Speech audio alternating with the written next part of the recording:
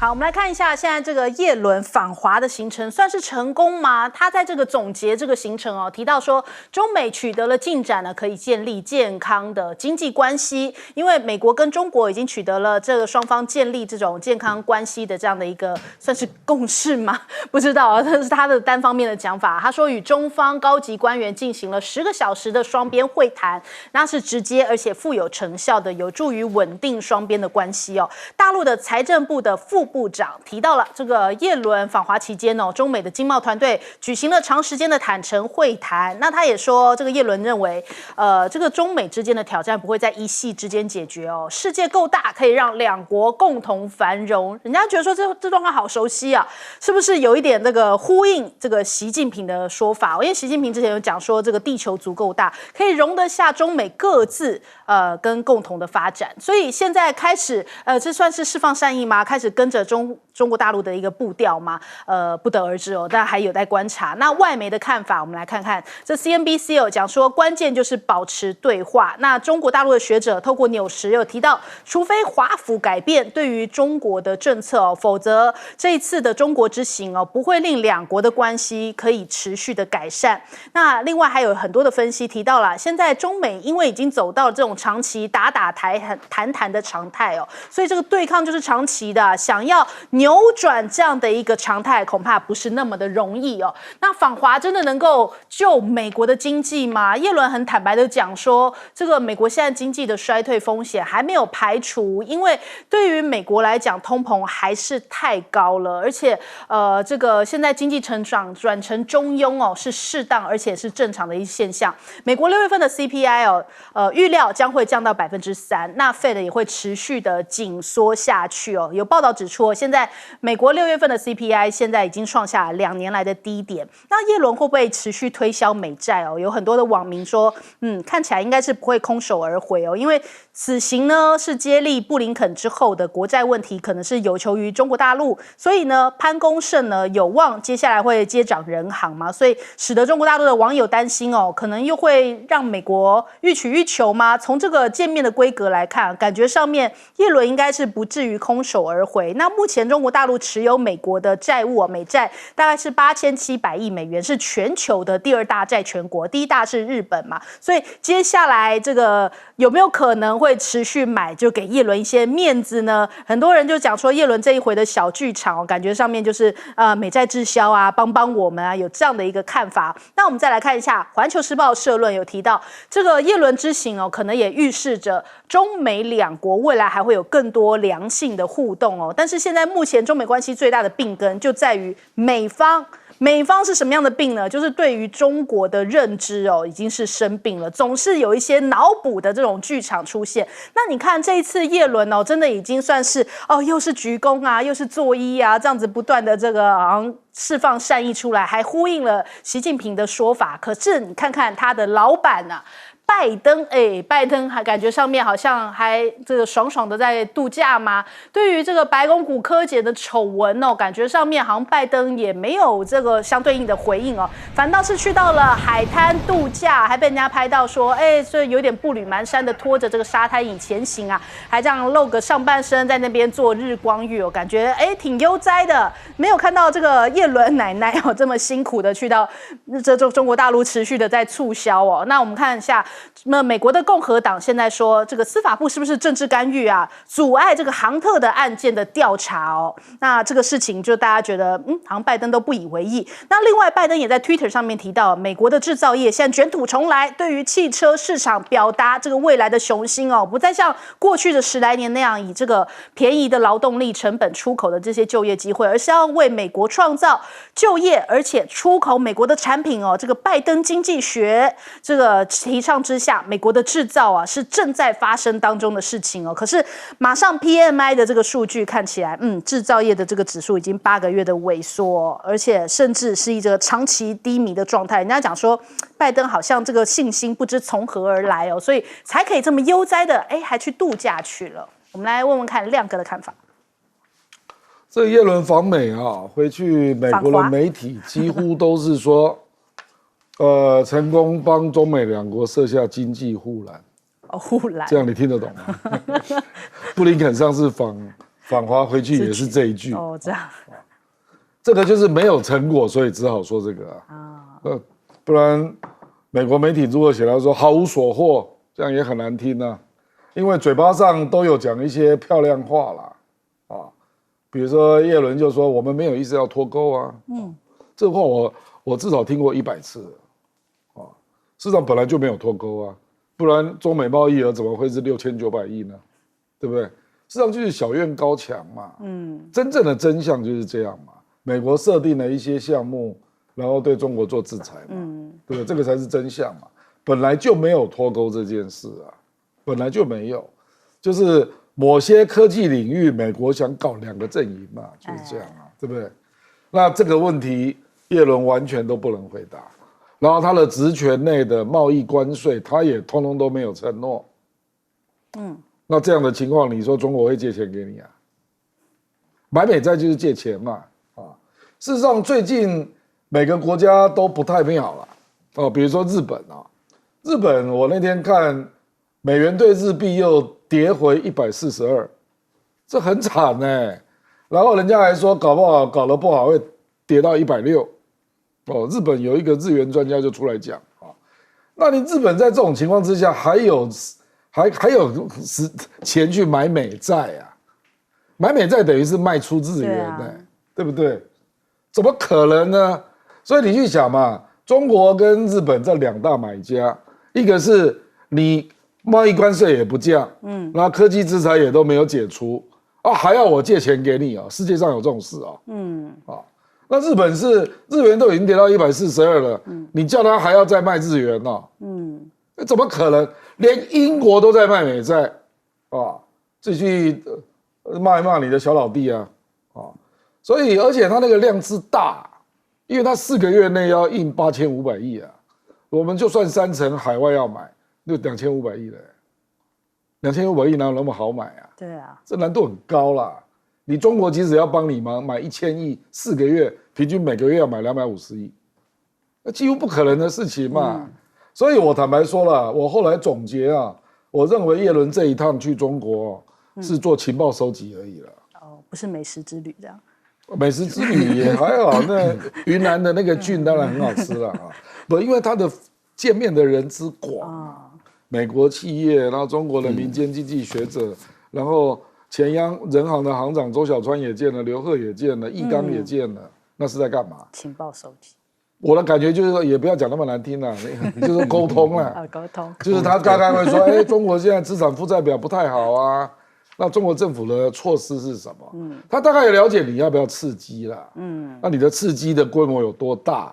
要做到什么程度因为人民币是不是还要再贬值因为人民币今年以来已经贬了7%，那其实这个跟本币互换有关也跟世界的经济不太妙有关因为欧美的出口都不好嘛，然后中国承揽了那么多第三世界的比较差的货币。因为它本币互换一定有这个效果，所以它人民币跌到7.24从6.9一直跌跌到7.24，所以我估计叶伦大概就是想要知道这个答案就是说，你的刺激的规模会有多大那人民币会不会再给我贬下去大概是这样好，来问季老师。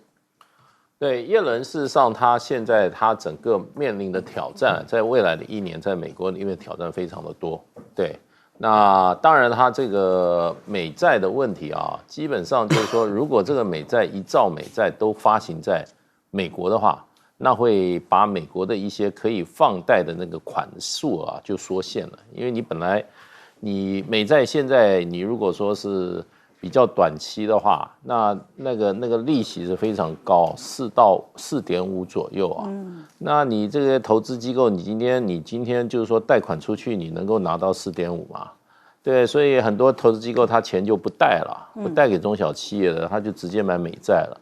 那你1兆可以都这样子都在美国卖的话，那事实上美国的中小企业的融不到资的可能就更大，对美国经济是雪上加霜所以我是觉得这个叶伦现在真的是坐在这个一个定时炸弹上面，他这个美债是势必要发行了，可是又不能是可以卖得掉，可是问题你就是卖给了都在美国卖掉的话，那对美国经济很不利的因为美国过去美债大概都是60%到70%都是美国自己买的，投资机构也好，私人都在买。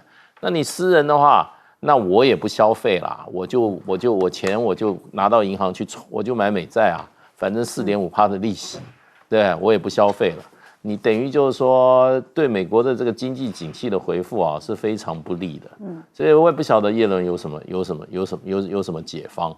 那现在又面临到什么？又面临到美国的这个大选年啊，所以我觉得拜登给他的任务也是蛮困难的。所以他就碰到这个何日峰嘛，是吧？何义峰啊，就是中国大陆的这个副总理啊，哇，居然连举3个功。哇，这个在美国的媒体上不断的反复的在这个播哈，而且美国的这个也有人就在批评说啊，这个是非常不适当的，而且美国有一些退休的外交人员啊，在这个媒体访问的时候，具名说我们美国官员绝对在任何场合是不能鞠躬的。那为什么 T 台一直重播？对，一直重播。那叶伦为什么到中国大陆这样子鞠躬啊？那真的就变成就是说，是不是心里面真的是有一点比较虚啊，有比较虚。那大陆给他的表面上的接待，事实上是给足他面子。可是我认为并不是因为他是美国的这个怎么讲呢？美国的这个财政部长，而是他是世界顶尖的经济学者。他的这个身份啊，在中国人社会也是尊重有学问的人。那所以他在大陆，你看他见的人几乎该见都见，连刘鹤都跑出来了。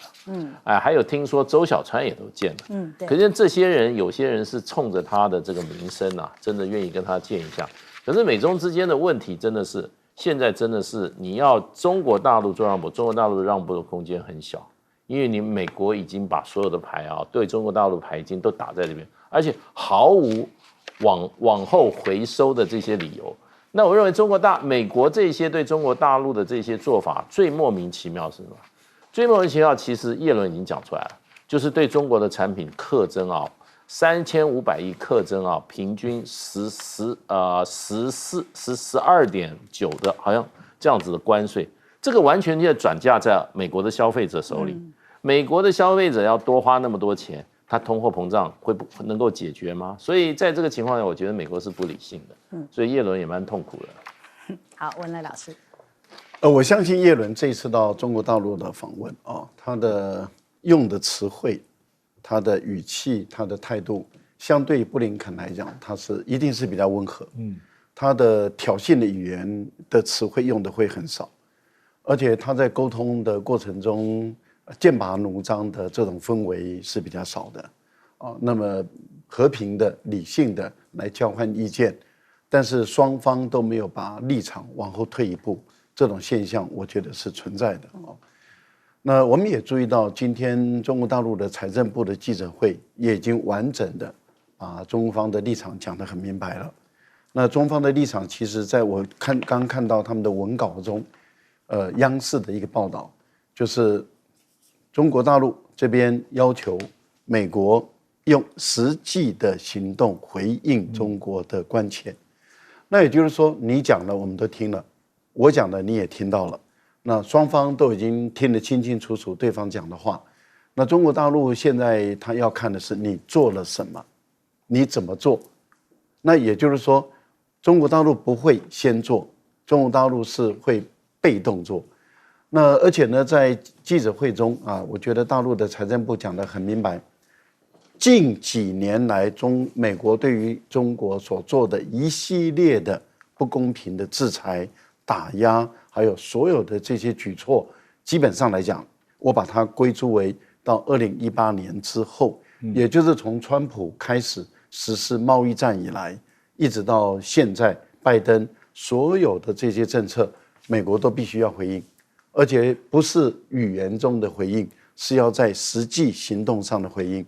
那也就是说，你的关税如果不降回来，然后你的对于1000多家的这些企业跟个人的制裁不解除，包括对华为你的这些对于中国的投资者到美国去投资的这些不公平的这种待遇，如果都不解除的话，那中方不会多做一步路，我觉得目前的情况就是看着你美国怎么做，也就是你话都讲完了，你吵架的话、难听的话、好听的话你都说了，然后我现在要看的是你怎么做。你没有做，你别想我做。我觉得现在中国大陆的网民也已经在盯着中国大陆的政府，对，就是说，如果你做了，而美国没做，那我相信目前的执政团队会承受到老百姓巨大的压力。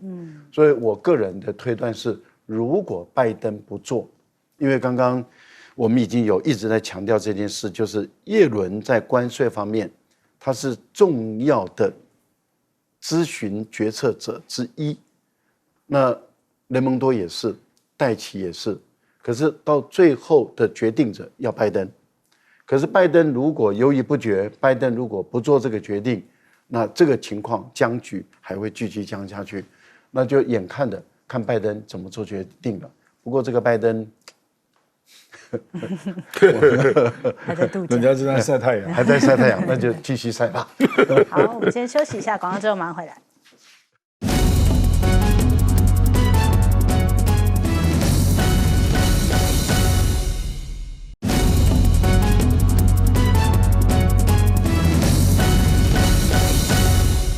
欢迎回来，新闻大白话。我们来看看这个北约峰会即将要召开了，那包含了拜登他去到的英国，要跟苏纳克还有这个查理三世会面，预计10号的时候会跟苏纳克会谈。那会谈的内容包含了北约峰会还有乌克兰的问题哦。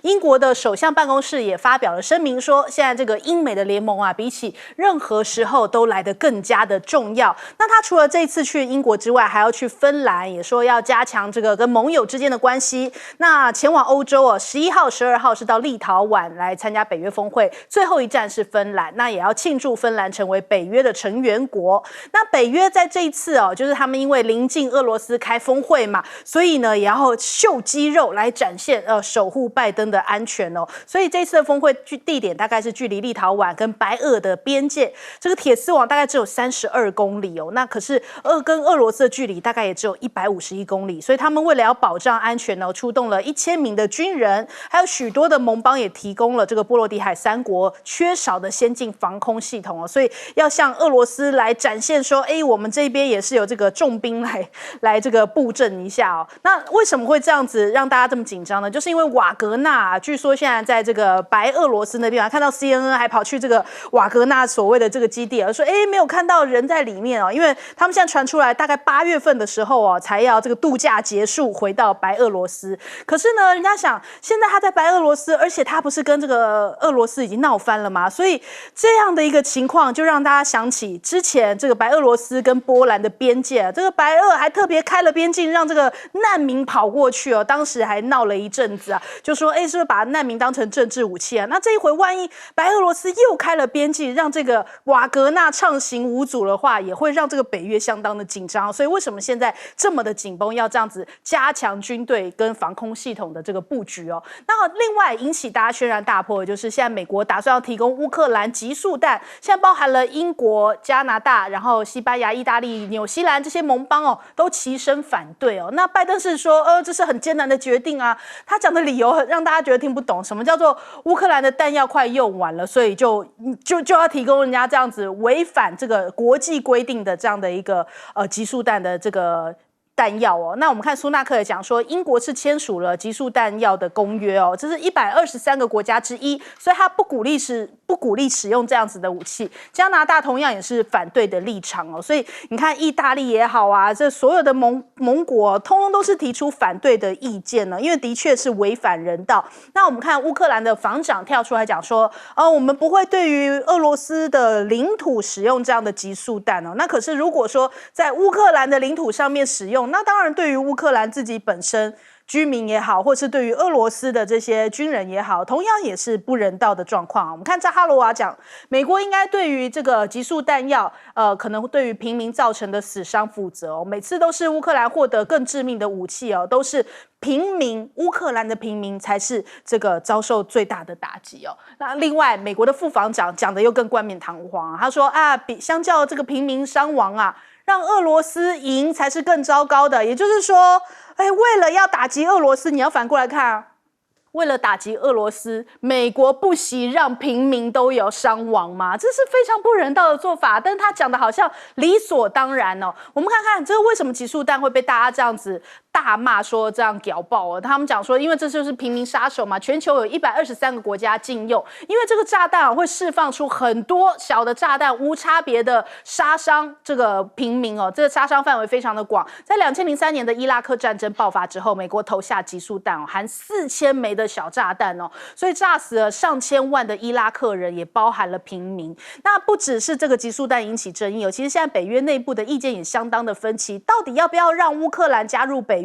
说法非常的不同哦。你看看，像波兰跟土耳其是挺乌克兰加入北约的，可是你看德国就是阻止乌克兰加入北约，还不止这件事情意见不一哦。现在这北约好像要东扩嘛，要变成印太北约、亚太北约，包含了纽澳韩日这4个国家也都参加了北约峰会，已经连续2年哦。所以人家讲说，很多其他的北约成员国就讲说，这会不会挑起跟中国大陆之间的一个紧张哦？所以也觉得这样子不太妥当。但是是不是骨子里其实这个也是他们这一回北约峰会的一大重点，就是印太北约也正在悄悄成型当中。我们来问一下亮哥怎么看现在目前这个俄乌跟北约的状况。这个前面是英国提供平铀弹，这个是有核污染争议的，因为在伊拉克使用过，那在叙利亚使用过了，那后来那个地方的癌症的人数增加，英国照给，那集束弹大家都知道，它就要这2种炸弹都很清楚，就是要阻止装甲部队前进嘛，阻止地面部队前进嘛，那不惜会滥杀无辜嘛，而且泽伦斯基真的是昏了头啊，是在你乌克兰境内用乌克兰还特别说强调说我们不会用集束炸弹去打俄罗斯，那意思就是要打你乌克兰呐。对啊，怎么会有这种国家领导人呢？事实上，战争如果没有一个上限那无限上纲嘛，就是各种恐怖的武器都逐渐拿出来用嘛，对不对？你平铀弹也用了，你去看提供的国家，一个叫英国，一个叫美国啦。对，为什么不是欧洲？因为就只有你这2个国家最希望俄乌战争继续打下去嘛，而且离得远，这个还不够清楚吗？对不对？离得远没有错了。第二个就是不要让俄罗斯结束这个战争嘛，就是希望这个战争乌克兰继续撑下去嘛。那表示欧洲人就认为说这个战争还是有个底线的啦。什么叫中战嘛？到底什么情况叫中战嘛？如果你都可以提供这类的武器那我跟你讲都打不完了。对，因为到最后，你以为俄罗斯家里没有这种恐怖武器吗？一定有。那你上纲，我也上纲啊。美国还在那边扯嘞，说我们的集束弹比俄罗斯做得好啊。因为他在别的地方看俄罗斯用过，他说他用的比较好啊。这真的是匪夷所思了。你如果要这样上纲也怪不得俄罗斯那个门德韦杰夫会讲那个话了。他说：“你以为可以打败我们啦？你打败我们，我们就把6000颗核武都瞄准美国。战争的漩涡就是这样出来的因为你如果可以用这种恐怖武器，那就再继续往上堆啊，对不对？那接下来化学武器要不要用？火焰武器要不要用？生物武器要不要用？你就一路跌上去嘛。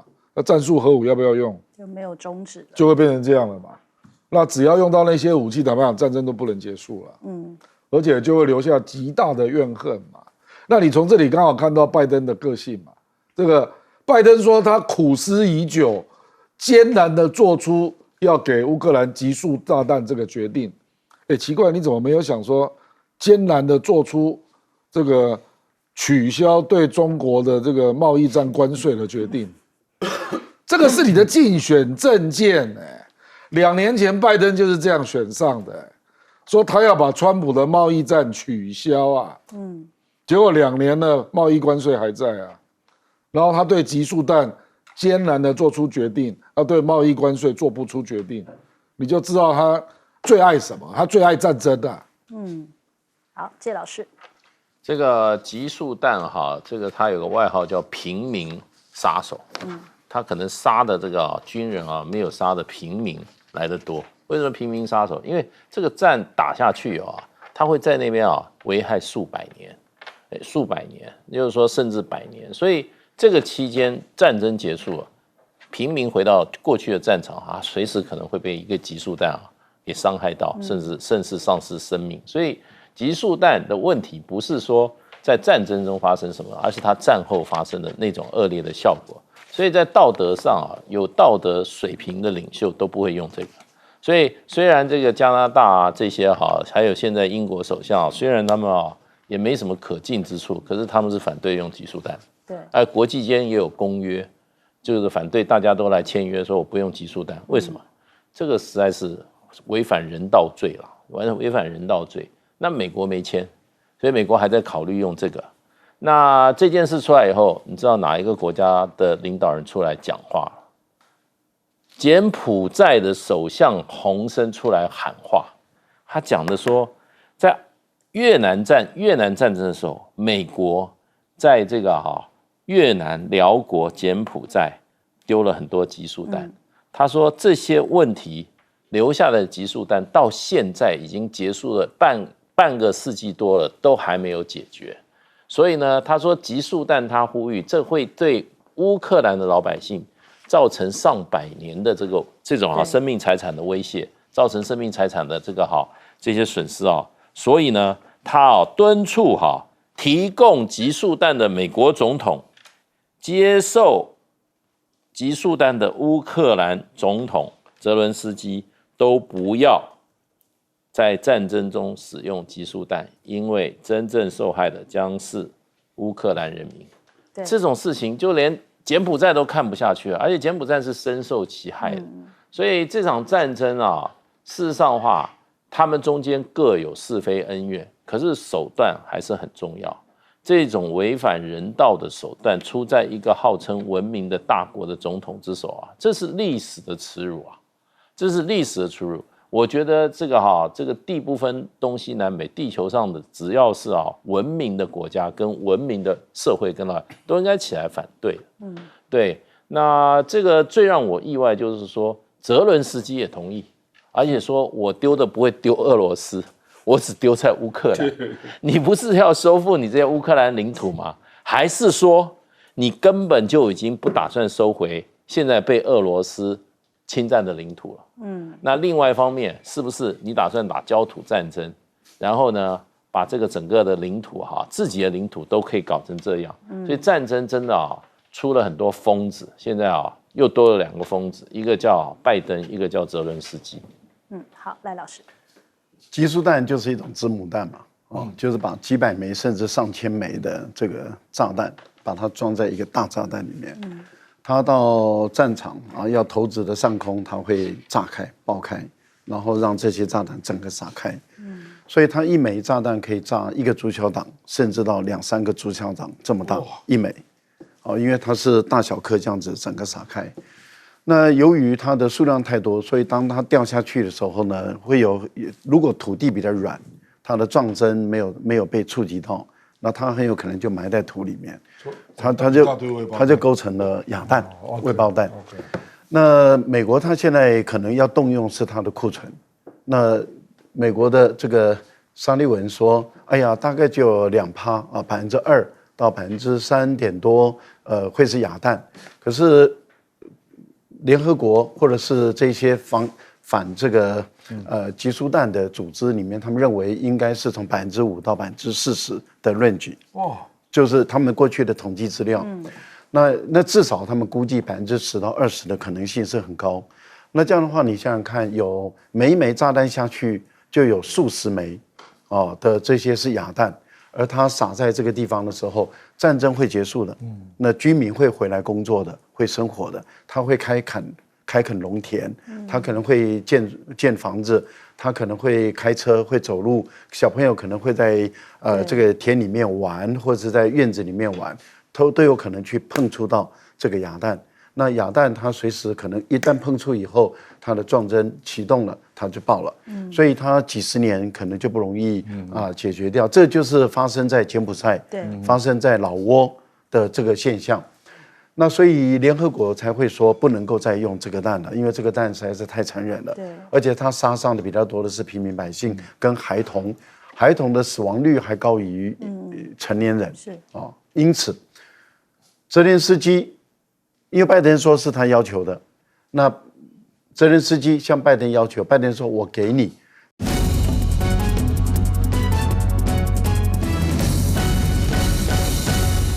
欢迎收看《新闻大白话》，我是主持人翟轩，马上来欢迎一下这个阶段加入我们讨论来宾，耶鲁政治学博士、文化大学副教授郭正亮，大家平安。国际事务专家赖岳谦，主持人好，观众朋友大家好。前大使谢文吉。大家好，各位朋友，大家好。好，立刻看一下现在目前这个选战到底打到什么样的程度哦？最新的一个大乱斗就是讲到了黄健庭跟郭董之间哦，他们现在是不是在之前如果不提名他为总统候选人的话，有答应要担任这个立法院长这样的一个交换吗？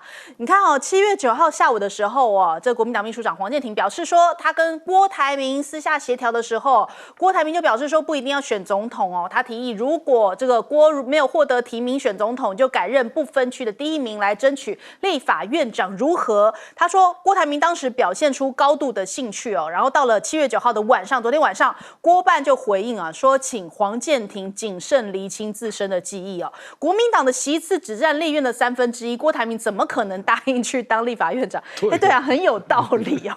对啊，人家一听就觉得这会跳票，人家精得很啊。变成阳春立委怎么办？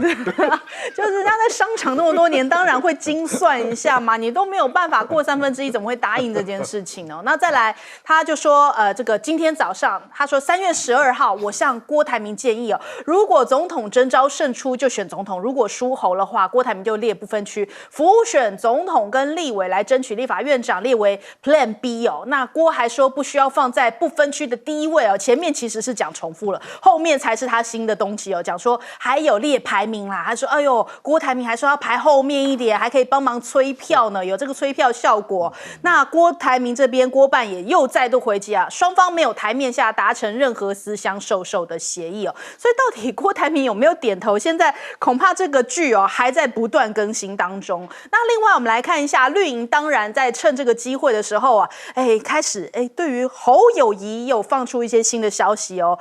这个据说是这个可能比较涉外人士提到了，侯友宜接连犯了一些关键错误恐怕被美方认为从以美走向反美哦。因为侯友宜在6月28跟10几个欧洲驻台的这个代表闭门会议，他说还有这些驻台代表讲这个过程跟结果都不太好，因为他们觉得侯友宜讲话内容很无聊那当然这样子的一个涉外人士很可能是来自民进党的这样的声音特地放给了风传媒，有这样的一个幕后消息。那柯文哲现在这个公绿两岸政策他讲说昨天的这个吴子嘉的见面的活动，他提到了，他说民进党就像是慈禧太后跟她的义和团，那蔡英文当了7年的总统怎么不停 ECFA 呢？那赖清德的两岸政策就是想要跟习近平吃饭，除了这个没看到其他的。民进党现在是把服贸问题简化成要或不要，不要老施愚民政策，否则走到最后就像是慈禧太后跟她的义和团那再来我们看看现在民进党还持续在操作什么？认知作战无所不在最新我们看到简舒培跳出来讲说我们北捷这个在国父纪念馆站的5号出口听到了这个中国口音那是怎么样中国口音？我真的去听听看然后他讲说电梯正在运行嘛，那大概讲说电梯正在运行，电梯正在运行，就是大概那个行比较有一点那个卷舌音这样不行他说这个就代表说这个中共已经入侵了台北已经入侵了北市府我就觉得每次看完也是一笑啦，但是他们也有陆配他们人家也可以就业陆配去配的，对人家也可以就业对，但他讲说这个就叫做已经入侵到了台北市，反正就是这种渔民的这种话术那我们看看，连国安高层都跳出来说中国大陆要介入明年的选举现在开始营造施惠的氛围，就会给你一些好处那还有包含了小汉光的演习防大选孤狼的攻击。他说因为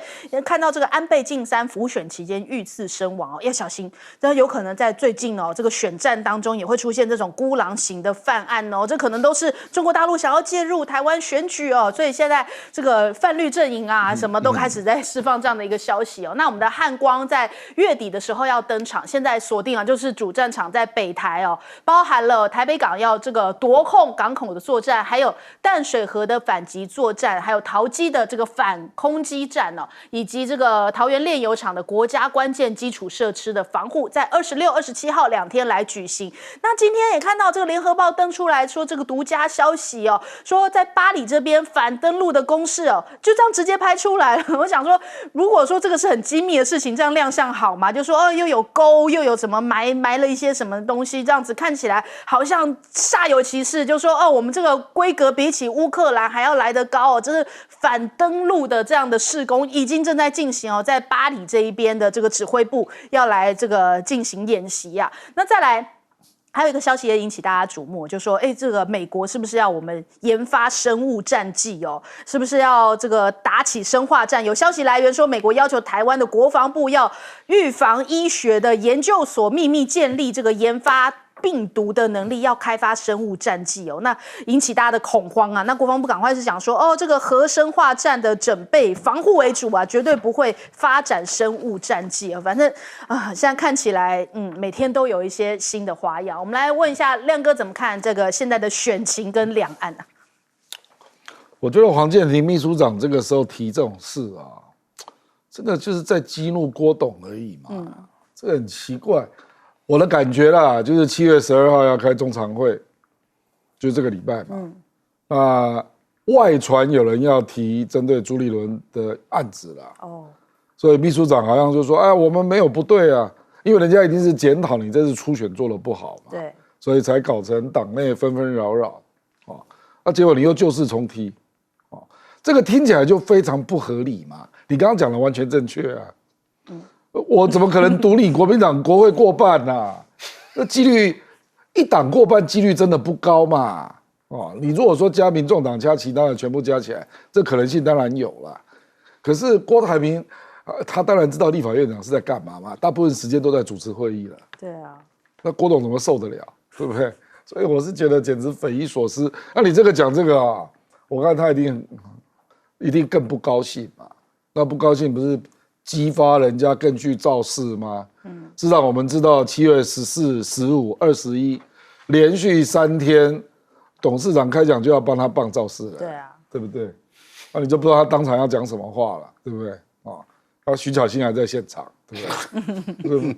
所以你们要逼人家到时候讲一些话，让徐巧芯也很难做人，很难做人啊，对不对？所以说他宣布就要立刻离场。是啦，他说他如果宣布参选，他就立刻离场了。可是他可能没有宣布参选，可是讲一些很重的话嘛，那小芯也会很尴尬啊，对不对？我觉得真的是很奇怪啦。所以这个坦白讲，国防部那个 P4 实验室，我有去找资料啊。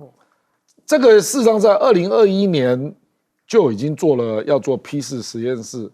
这个当时的《自由时报》还有台湾的英文报纸都有登啊。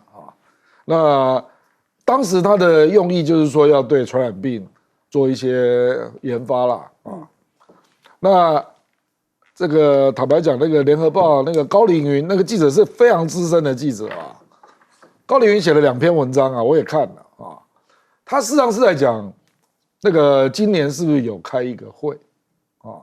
那所以讲的并不是原来的那个 P4的有关传染病的那个原来的计划了，而是说是不是有人建议你们加一些料了？那当然国防部就立刻否认了啊。那可是因为高凌云指证莉莉啊，因为高凌云的军事的报道我都有看，他一定是有所本的啦，所以你们是不是真的有开这个会，说这个是不是朝那个生物战剂的方向在考虑了？那国防部就是说他没有，我们东风飞弹飞过去，国防部也是否认了。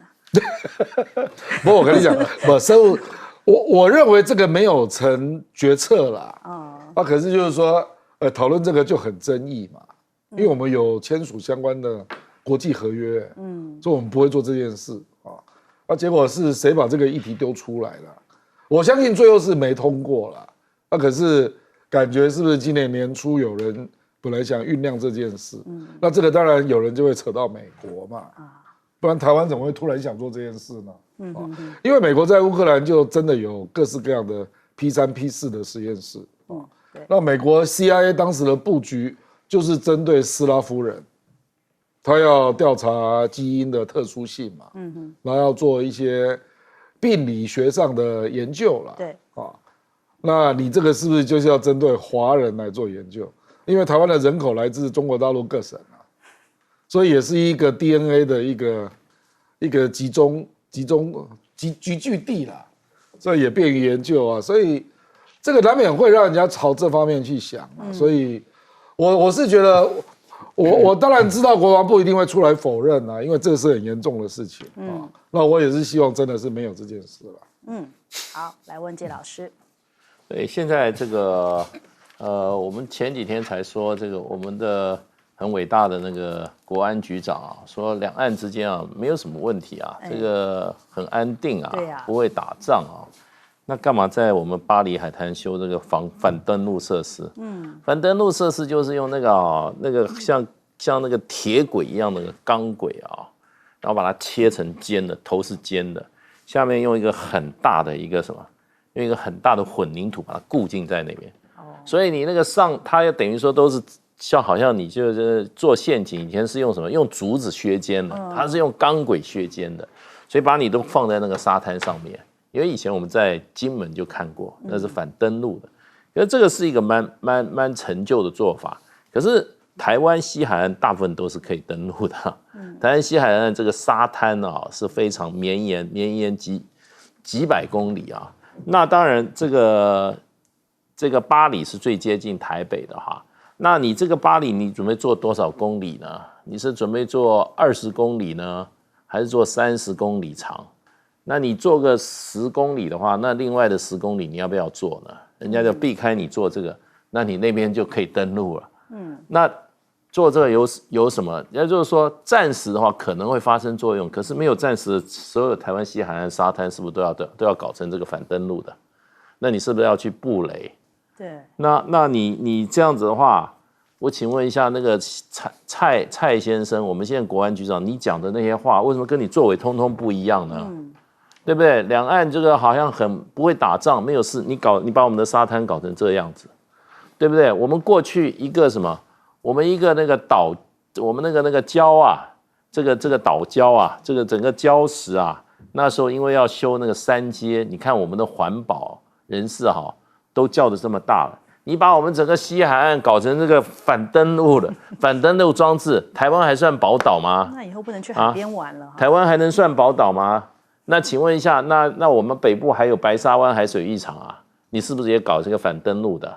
那我们去哪里？我们夏天去哪里做这个海水浴啊？那个东西你要做的话，你要全部做啊。那你做一半是什么意思？那问题我就要问一下那个蔡明耀，你讲的两岸不会打仗，那为什么老是搞这种东西呢？现在是被人家造出来了，对不对？抓到证据了，你怎么解释？请那位那个国安局长出来解释一下吧。蔡明燕应该要出来说明。我们来问赖老师。国民党的秘书长啊，讲话要有智慧，不要把问题搞得更严重。马上要开会了，然后把这个问题挑起来。那当然，想当然，这个郭台铭的办公室一定会反击嘛。对。